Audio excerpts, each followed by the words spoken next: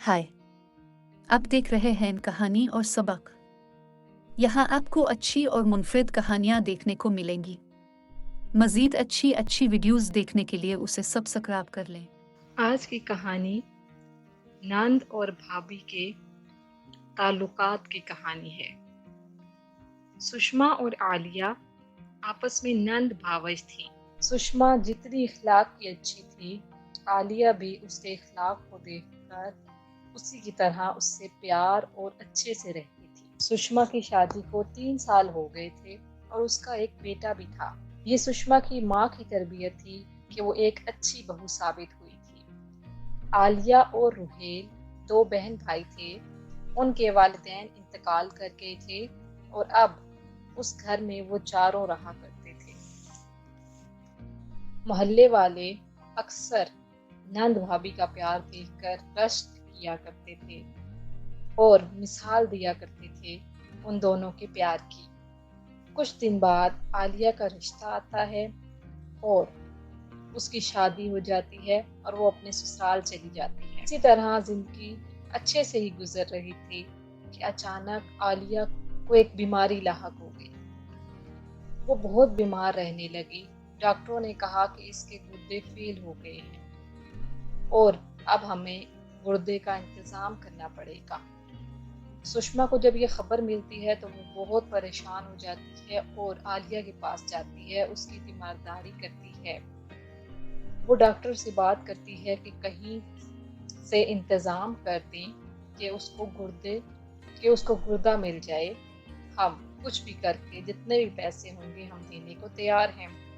मगर उनकी कोशिशों के बावजूद कहीं से भी गुर्दा नहीं मिलता। सुषमा के जहन में एक बात आई। वो डॉक्टर के पास गई और उससे मशवरा किया कि आप मेरा मुआयना कर लें और मेरा गुर्दा आलिया को दे दें। मगर आलिया को अभी ये बात ना पता चले क्योंकि वो इस बात से मना कर देगी। उसे हम ऑपरेशन के बाद खुद बता देंगे। उसका शोहर सुषमा से बात करता है कि सुषमा सोच लो, अभी भी तुम्हारे पास वक्त है, क्या तुम ऐसा कर लोगी?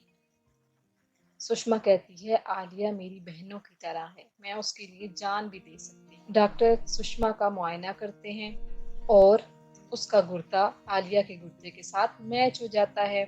यूं सुषमा तैयार हो जाती है कि मैं उसे अपना गुर्दा दूंगी, जबकि सुषमा की भाभी थोड़ी तेज तरार खातून थी।